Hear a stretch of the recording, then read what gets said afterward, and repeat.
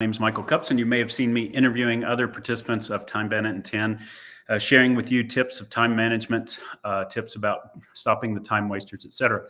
So one of the time wasters that always is on my mind is meetings, especially with the advent of Zoom meetings and Teams meetings. There's just so many of them, and they're back to back, and they just keep coming, and some of them recur every week, and you just wonder, why are you even sitting on that call?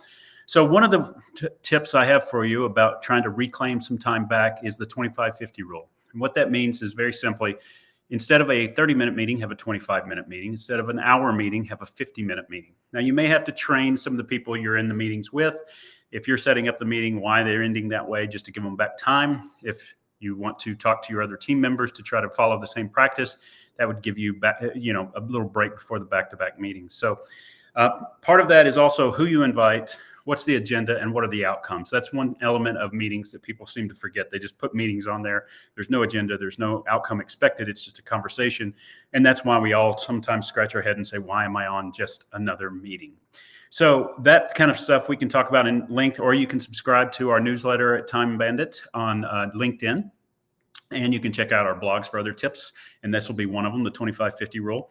But I wanted to show you today just a couple of tips on how to manage your calendar if you want to use this in an automated way, so you don't really have to think about it. And sometimes we just use Outlook, for example, which defaults to 30 minutes, or you maybe use an iPhone and defaults to 30 minutes or an hour. So let's break that. And sometimes the way to break that is just kind of force the automation into what you need to do. So let me share my screen a little bit, and I'll show you how to do it on an iPhone or an iPad, as well as Outlook. Same rules apply generally for the Google, but let's just talk through that a little bit. I'm going to go ahead and share a video that I took from my iPad using the calendaring function, and I'll just kind of walk you through that. So to set up a default of using the 25-50 rule. So like I said, this is an iPad. What defaults here for me is a 25-minute meeting when you select a 30-minute meeting. And that's ideally what you want. That's just the default, and it starts that way. The way to do that is go to your settings and then go to your calendar. If you scroll down and get to your calendar piece, and then in the settings piece, you can set your default time to 25 minutes or 30 minutes. I set it to 25 minutes. That way, if it's 30 minutes, it'll default to that. And when you go back and you set up a new calendar invite, you can see here that it's 8 p.m. to 8:25 p.m. That's it. It's easy. Now, every meeting using your iPhone is going to default. So that's kind of easy, right? So let's go look at Outlook and do the same thing. So if you go to Outlook, into your calendar, and this is the web version of Outlook, it'll be the same thing on your client-based Outlook if you'd like. And if you go in and set up a meeting, I'll show you here that I've already got this set up, and you can see that it defaults to 25 minutes. So if I go back and you go into settings, and then you go into calendar and events and invitations, on there you'll see shortened duration for all events. You can end events early.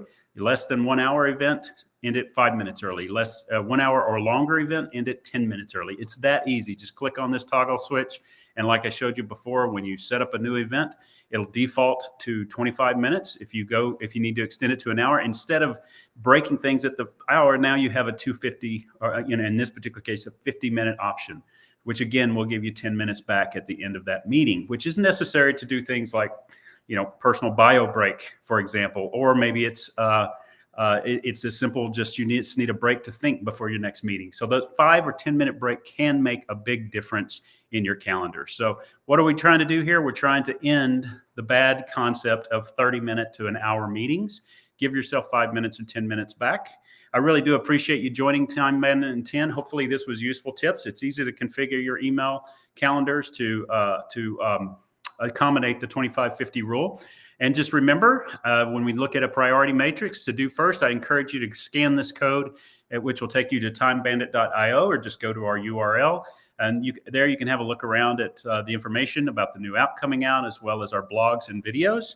And speaking of videos, schedule later for you to visit our YouTube channel. You can find it there on our website, or you could go on to YouTube and find us at Time Bandit at Michael. And then also delegate. Go get the book. If you delegate to Amazon, it will show up at your door or show up on your Kindle. It's an easy read. It's about a 90-minute read, maybe even faster for some of you.